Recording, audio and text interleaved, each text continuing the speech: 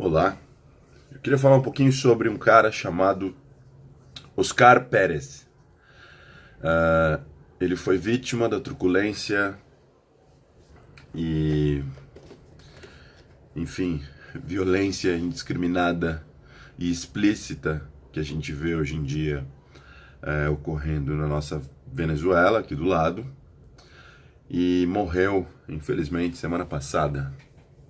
Quem foi Oscar Pérez? Eu não vi nenhum youtuber, eu não vi a mídia noticiando muito sobre ele, mas enfim, ele saiu no New York Times, se eu não me engano, em alguns outros jornais importantes, porque ele foi uma figura, acredito que importante nesse novo cenário que a gente tem de mídia social, nesse novo cenário de enfrentamento à tirania de alguns governos que acabam com a vida das pessoas. Enfim, ele basicamente era um policial e um piloto. Ele, após a morte do irmão dele, deu uma louca nele, ele pegou um helicóptero e tacou algumas bombas de efeito moral, se eu não me engano, em um ponto estratégico, num prédio do governo.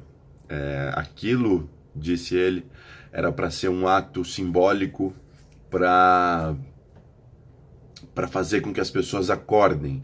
Ele tinha ideia de começar ali uma revolução, uma ideia de mostrar que o povo venezuelano já não aceitava mais aquilo e iria enfrentar, sim. Ele queria começar um tumulto ali, naquele momento. O problema é que isso não aconteceu. É óbvio que ele virou o terrorista mais procurado da Venezuela, ele virou o homem mais procurado, e desde então, com um grupo de pequenas pessoas ali, um pequeno grupo de pessoas, eles fugiram, e fugiram, e fugiram. Eles tinham um certo know-how ali, em questão de inteligência, de como fazer tudo certinho, por isso que ele conseguiu sobreviver bastante tempo. Mas o cerco fechou e ele acabou morrendo, tentando se entregar, e o governo não aceitava. Tem alguns vídeos, tem algumas imagens. New York Times eu sei que tem, porque é o jornal que eu ando mais lendo hoje em dia, dele noticiando, avisando que eles queriam se entregar, que tinha criança no recinto, e o governo não parava de atirar, o governo não parava de jogar bomba, e até que realmente acharam ele morto depois, né? Foi noticiado que ele foi morto. E tudo ficou por aí. Eu acho que ele até no Instagram ele chegou a publicar alguns vídeos. E o que a gente vê? Que hoje em dia tá muito difícil. Tá muito difícil. A Venezuela tá numa situação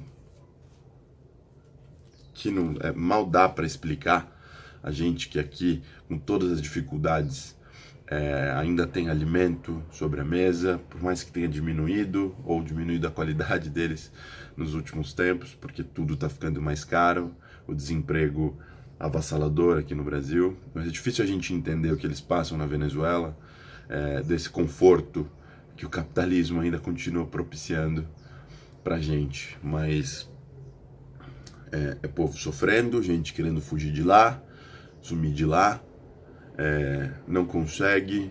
A taxa de mortalidade em diversos pontos aumentou demais, o peso da população diminuiu absurdamente, e infelizmente a gente vê alguns movimentos estudantis imbecis apoiando aquela merda, fazendo musiquinha enquanto toma cerveja e fuma baseado.